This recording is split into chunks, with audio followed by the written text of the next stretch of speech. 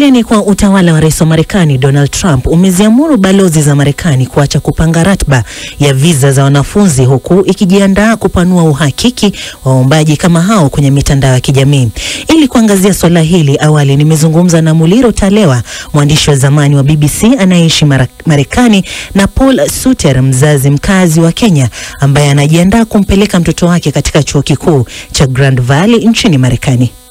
Singependa kusema kwamba labda walifanya kwa ubaya, labda tu ni muda ile wangeweka muda ili waweze kutekeleza, lakini vile walipata tu walifanya kwa safari moja, ikakuwa ni kwamba watu hawakuwa tayari kupokea. Hiyo ni hali ya nchi ya wenyewe. Nimesema kwamba kuna kitu inaitwa sovereignty of the nation. Wanaweza amua mambo yao na wafanye vile wanataka, na wakati unafanya jambo kama hilo ni vyema kujua kwamba kuna vile watu wanajitegemea, nchi wanategemeana kwa hali mbalimbali.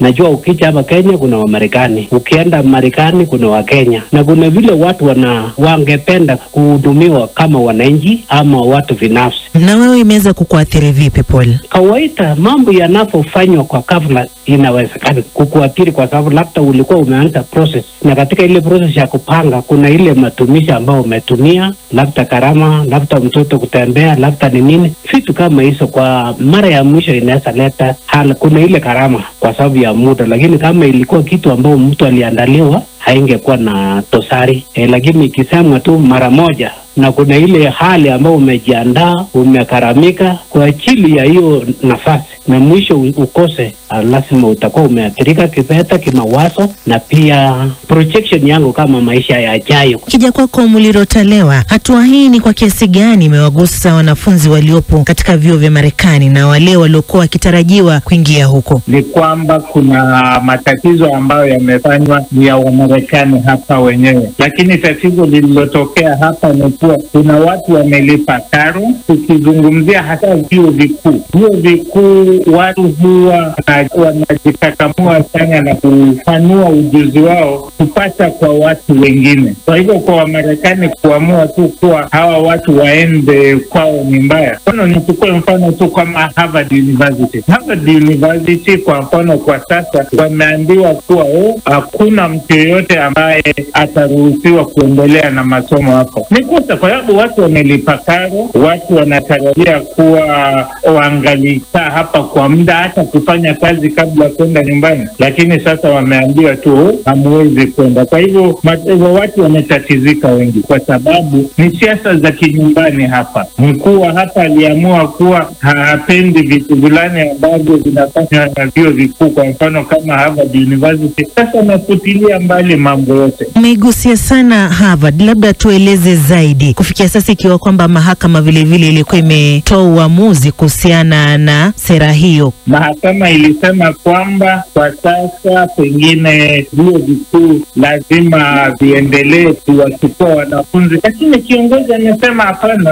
hajali chochote. Mfano kama Harvard walikuwa wakipokea msaada fulani kutoka kwa serikali, lakini wameambiwa sasa hawatapokea msaada wote. Na unajua ule ubaya huko ni kuwa vyuo vikuu vya Marekani vingi sana vinaendelea kwa sababu ya pesa zinazotolewa na wanafunzi wa kigeni. Chukua mfano wa Harvard ninavyosema, wanafunzi 6,800, na katika Harvard of course ni chuo kikuu cha mabwenyenye. Ni kuwa mfano wa karo mwaka mmoja kwa matumizi yote kwa mwanafunzi ni $86,000, na naposema 86,000 tunasema yani kama shilingi za Kenya milioni 11, na za Tanzania tuseme ni kama milioni 232. Ikiwa sasa hawa wanafunzi karibu 7 hawatakuja hapa, vyuo vitaathirika. Pesa zitatoka wapi za kuwalipa walimu na kuendesha utafiti ambao kila kwa chuo kikuu utafiti ni mambo muhimu. Sasa tarajia nini sasa kwa hatua hiyo, na ni nini hasa kinachojadiliwa ndani ya Marekani kwa hatua hii? Kwa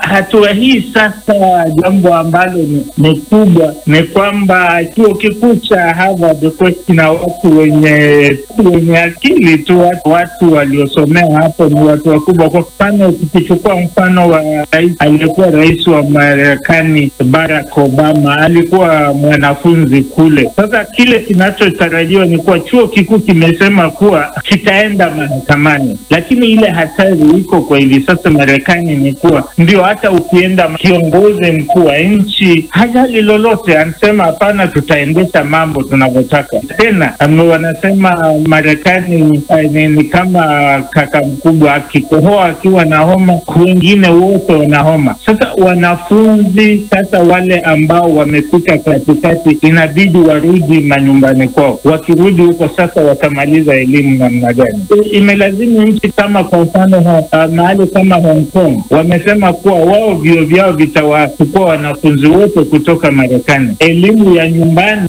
mtu kusoma elimu nyumbani peke yake kwa vyuo vikuu haitawezekana. Ni hatua zipi ambazo zinafaa kuchukuliwa hasa kwa mataifa ya bara Afrika ili kuepuka kukumbana na ama kuathirika sana na hatua kama hizi ambazo zinachukuliwa tuseme na taifa kama Marekani, kama alivyosema Talewa kwamba akikohoa basi mataifa mengine yote yanaathirika vile vile? Ni ngumu sana kwa sababu ni kwamba ni jambo ambayo imeanza kwa ghafla, na hii inatakana kwamba nchi ambayo singali zinaendelea inatakana wakae chini na waangalie jinsi wangependa kutatua mambo kama haya, kwa sababu jinsi ndugu yangu amesema kwamba mambo ya masomo ni haki ya yule ambao angependa kusoma, na ingekuwa vyema kama uko na nafasi ya kwenda mahali fulani na usome. Vyuo vyao vitawachukua wanafunzi wote kutoka Marekani. Elimu ya nyumbani, mtu kusoma elimu nyumbani peke yake kwa vyuo vikuu haitawezekana. Ni hatua zipi ambazo zinafaa kuchukuliwa hasa kwa mataifa ya bara Afrika ili kuepuka kukumbana na ama kuathirika sana na hatua kama hizi ambazo zinachukuliwa tuseme na taifa kama Marekani, kama alivyosema Talewa kwamba akikohoa basi mataifa mengine yote yanaathirika vile vile? Ni ngumu sana kwa sababu ni